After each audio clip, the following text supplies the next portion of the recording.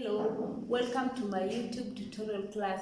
Today we are going to learn about the Microsoft Word and getting started to Microsoft Word. First of all, we'll start by defining what is a Microsoft Word. A word it can be used to create documents, brochures, leaflets, outlines, resumes, lists, and simple web pages. Microsoft Word is one of the most popular word processing programs supported by the Mac and PC platforms. Microsoft Word can be used to create all the documents that everybody wants to use. And we'll look at the advantages of using the Microsoft Word. One advantage is it saves time as it is used to modify materials instead of creating new ones. You can edit and also save the materials.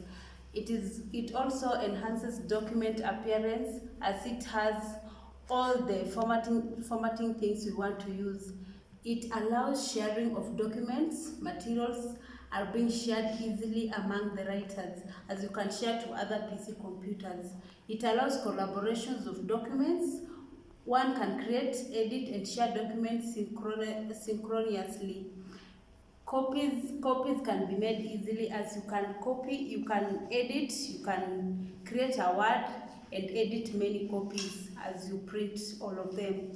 It can also save multiple versions of documents and easily sort them so that you can go back and previous versions of the same document. And we are going to look at the disadvantages of using the Microsoft Word. It has too many options, like you are there to edit, to format, to review, to mail merge, and the other things. The second disadvantage is it is too expensive as you have to buy all the package of the Microsoft Office. It is also prone to virus attacks. And the last disadvantage is that large files, a lot of information gets saved along with the Word file bloats its size, as you have to save a long and a large document for you to be able to use. So right now we are going to learn about how to start a Word document using your PC. So you have to launch a Microsoft Word. You go to Finder, then Applications, and you have to search for the Microsoft Word. So the Finder, you click at the Finder, and then you search Microsoft Word.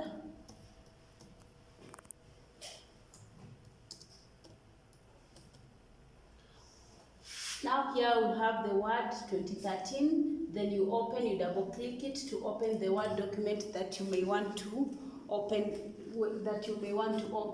So after opening the Word document, here you see a blank document.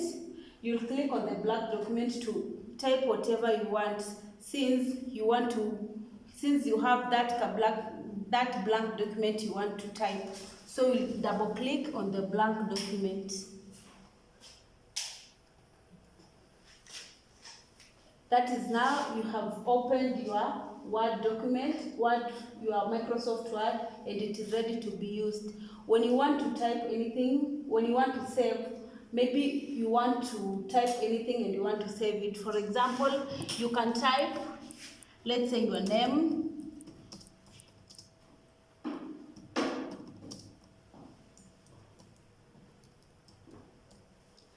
After typing your name, you have to save the document because it might get lost anytime if you haven't saved it. So when you want to save for the first time, you'll come here and click File. When you click File, you save as. When you're saving as, you choose the path you want to save. When you want to save to the computer and the desktop, you come here and click the desktop. When the desktop opens, you now write the name you want to save the document. Now here maybe you might save, like for example, you save my name on the desktop, then you save. When you have saved the document, it will not get lost. You go to your desktop, you'll find your document saved my name. Or you can also use, when you want to save the document, maybe you have added anything, like you add anything, like you say, I'm in Kenya, you don't need to go and save as. You can click the Control S just to save, because you're saving the document for the second time. So you click the command Control S to save the document you want to save. And then when you want to bold your document, you just you'll highlight first whatever you want to bold. Then you press where home is. You click the home toolbar. You come here and highlight whatever you want to bold. When you want to bold the whole document, you'll have to highlight the whole document and come here at home, and then you press the B, and all the information will be in bold. And when you want your document to be in italics, you have to highlight the whole document. You highlight the whole document, then you come here at home, you click the I, and the document will be in italics. Then you also have the underline. When you want to underline your document, you follow the same procedures. You come here, you highlight the whole document, you come click the U that is underlined, and the document that you are saving will be all in the underlined, Then you have the toolbars in the Microsoft Word. We have several toolbars, like we have here home. We have here home. Home is where we have very many things that happen. We have the formats, the font size, where you can increase or decrease your font. My document here has a font of 11. When you want the document to be a font of 22, you just come here, click 22, and the whole document will be a font size of 22. Then you have here the bulleting. The bulleting is used to align your documents, or you number your documents using the bulleting command. We also have the changing of the case. When you want your document to be in uppercase or lowercase, you come here, then you press a lowercase, and all the document will be in lowercase. Or you click the uppercase, and the document will be in the uppercase. We also have the insert command. Now the insert command is used when you want to insert anything in your document. This includes the tables, online pictures, clip art searches, headers and footers. So you'll come here and click insert. You'll click insert. When you click insert, you'll see here cover page, blank page, page break, tables, pictures, online pictures, shapes, smart charts, screenshots, apps for office, online videos, links, comments, header, footer, page number, and the text box. And when you want to insert any document, you'll have to have a dialog box that will ensure that will give you the further options when clicked. We also have the design tab. We are still having the examples of the toolbars in the Microsoft Word. The design tab is used when writing the proposals and the research proposals that will help you to put your titles and whatever you want to say. And then you have the page layout. The layout contains icons for page setup, paragraph actions such as margin, orientation, size, and columns. So the page layout, you have here the margins. The margins are here, the orientation is here, the size, the columns, the page breaks, the line numbers, hyphenation, the indenting, and the spacing. We also have the reference tab. The reference tab makes it simple,